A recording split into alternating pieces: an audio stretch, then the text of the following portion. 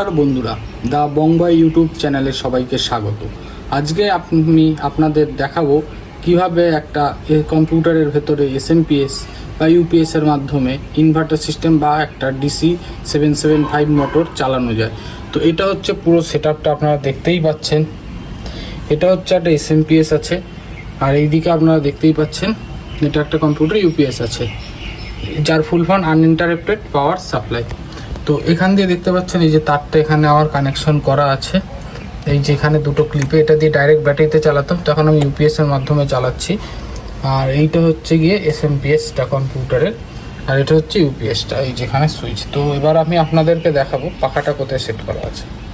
দেখতেই পাচ্ছেন এই যে আমার ইউপিএস এর সুইচটা এখানে অফ করা আছে, এই যে ইউপিএস এর সুইচ এখানে। আর এইখানে আছে আমার পাখাটা, উপর দিয়ে কানেকশনটা গেছে, এই যে পাখাটা রয়েছে। এবার আমি আপনাদেরকে দেখাচ্ছি, দেখুন এখানে আমি সুইচটা যখন এই যে অন করলাম, এই যে সুইচের কানেকশনটা উপর দিয়ে গেছে এইখান থেকে, এইটা হচ্ছে পাখাটা, এটা ঘুরবে, এইখান থেকে কানেকশনটা এসে এই সুইচ বোর্ডে আসছে। দেখুন এই যে অল আউটটা জ্বলছে। আর এইটা যেখানে আমি সুইচটা মারবো, এটা এখানে এই যে আওয়াজটা পাচ্ছেন, এইটা এইখানে অন হচ্ছে, এটা ইউপিএসটা অন হচ্ছে, এটা ইউপিএসটা অন হচ্ছে।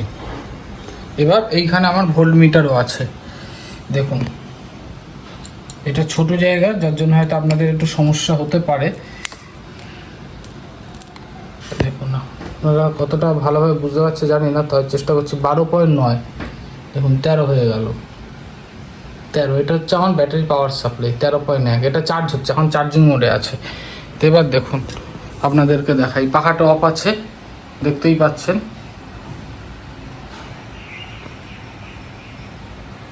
এবার পাখাটা অফ। এবার আমি এখান থেকে ইউপিএসটা যেই অন করব, চলতে শুরু করবে। দেখুন এখান থেকে আমি যেই অন করলাম, আওয়াজটা পেলেন? এই দেখুন পাখাটা চলছে,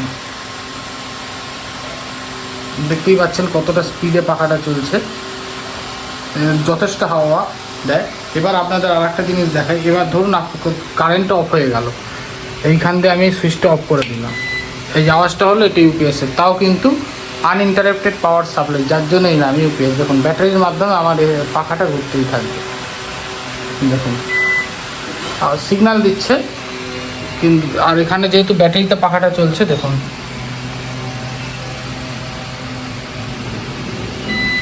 12.3 নেমে এসছে। আবার আমি চার্জে দিয়ে দিলাম, যেই চার্জে দিলাম এটা দেখুন আবার উঠে আসছে 12.7-এ।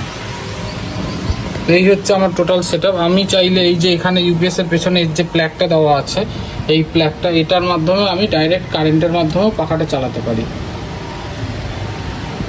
এই হচ্ছে টোটাল সেটআপ আমার।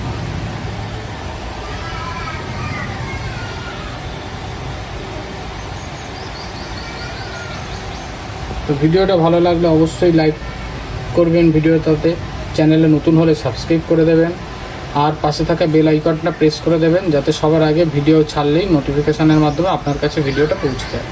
ততক্ষণের জন্য ভালো থাকবেন।